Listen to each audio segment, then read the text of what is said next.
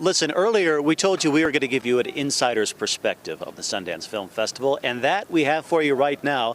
John Nein is a senior programmer here with Sundance Film Festival. This is something you plan for year-round for this very day. Tell me about what you're most excited for as we begin. What are the vibes like? How are you feeling?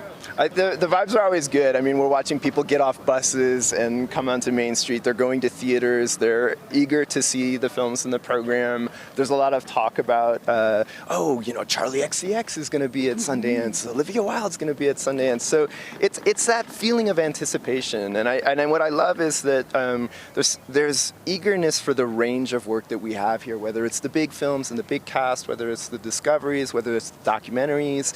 I love the feeling of the first day of the festival and the anticipation.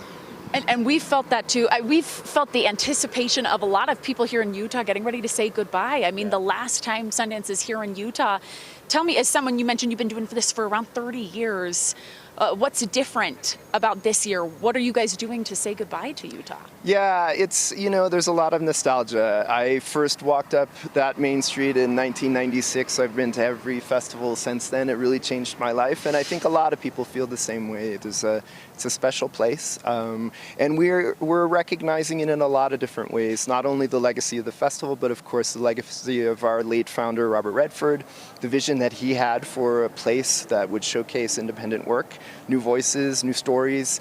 And so there's a program in the second half of the festival that's really about the legacy of the festival. We have a lot of artists coming in who have been important to the history of the festival. People like Greg Araki, Richard Linklater, and actually some people who have films in the program.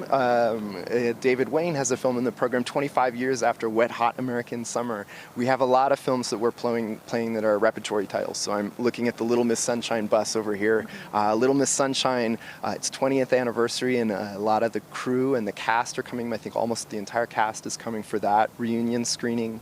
We're playing films like House Party, which a lot of people don't even associate with Sundance, but it played here in 1990. American Dream, the documentary, Barbara Koppel's documentary. Guillermo del Toro's first film, Kronos, played here in 1993. We're playing that later in the festival, and he's coming. So there's a lot of recognition of the artists who have come out of the festival, and then some events that we're doing in talks. We're doing an event on the last Friday. Everyone has a story, which is something that Redford said over the summer, really in reference to the notion that the history of the festival is the collected stories of the people who've been here. And so it's a way of giving people a chance to tell the stories.